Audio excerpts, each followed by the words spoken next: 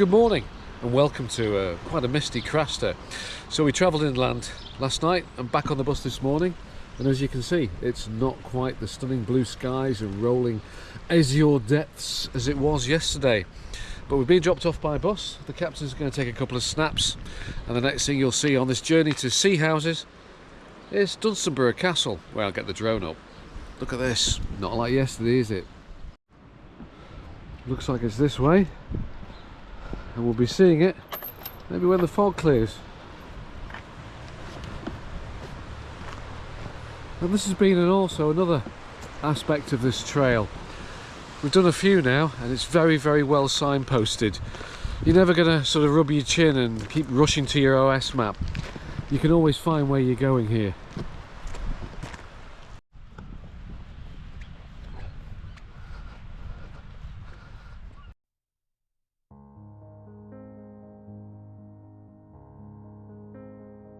So just appearing out of the mist, or a sea fret as it's called locally, Dunstanburgh Castle. Now, just as the castle is a constant on the landscape, I would go so far as to say so is the aspect of very changeable weather.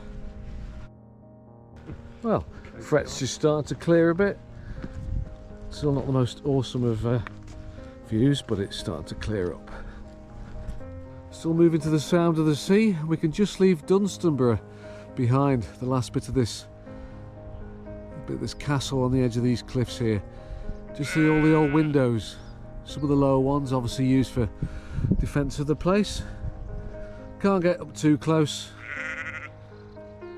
You can just see the mist just rolling in front of the battlements there. All that's left of this end, the north end of the castle. Yes. So as was found on this adventure, the coast as we go further north changes hourly, certainly daily. Now the rugged boulders of this and the nature reserve in the background, all these birds, it's just been fantastic. So as we go further north it just gets more and more interesting, so different.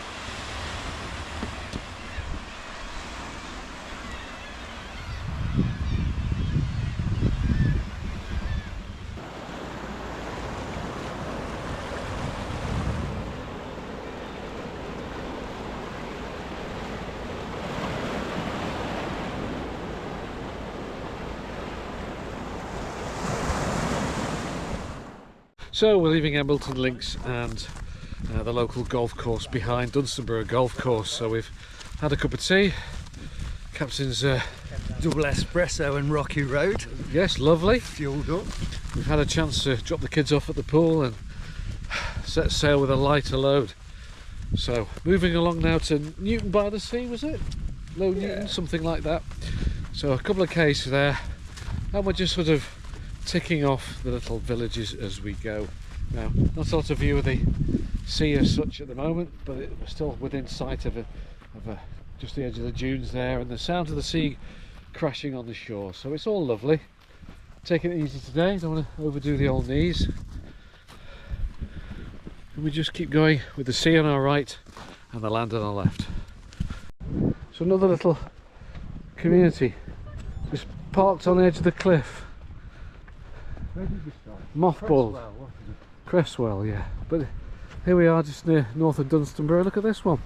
All mothballed up, waiting for the holidaymakers to come. And I've got to be honest, sitting outside, sipping a glass of vino with the bay here. That's quite appealing.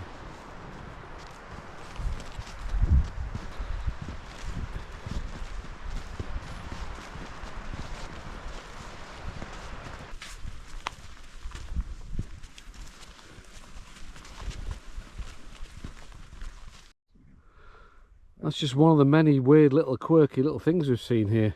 If it's not Andy's house, it's an old bench wrapped up in a fisherman's net. So Dunstanburgh Castle just a couple of miles ago, and now Low Newton by the Sea. A tiny little hamlet just dipping its toes into Embleton Bay. And the coastal terrain has changed again, marvellous. Soft white dunes, soft sand, bit of a fishing village. The route continues up towards Beadsall, which will be our next stop. It's fantastic.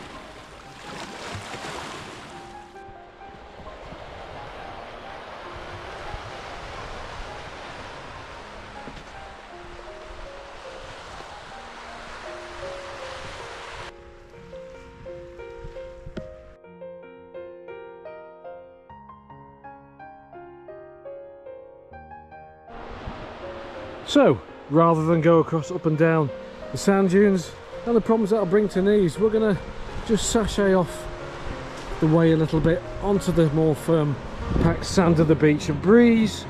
We're not going to skid around in soft sand, and we're just going to make our way along Beadnell Bay. Absolutely lovely. Good on the knees. Oh, easy on the eye. And an ice cream at some point. Beadnell Bay, which would suggest that Beadnell's not far for ice cream. Captain and I are just going to trundle along with the sea breeze on our face and try not to get too sunburned, while you can enjoy the stunning scenery.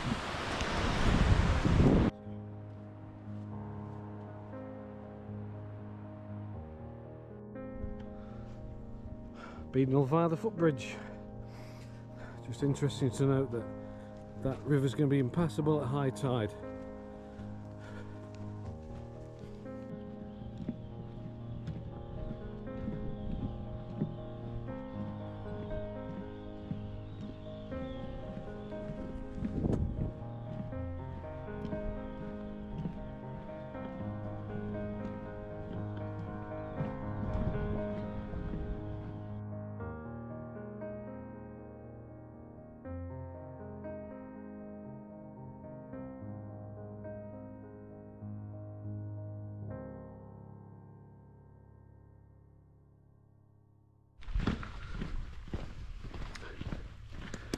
Not long now till Beadnell seafront.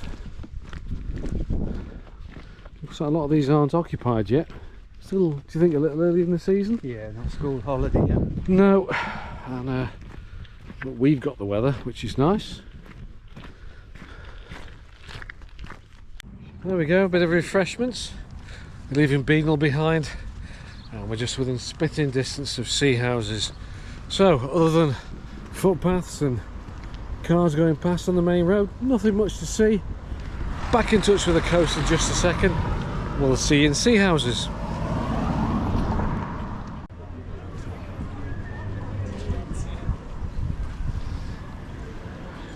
So there we go, Craster's the Seahouses, 12 miles along a beautiful coast of contrasting changes. Rocky, sandy beaches, castles and little fishing villages. Thanks for joining us. We're off to the old ship to dump the pack. Thanks for joining us on Over the Hill.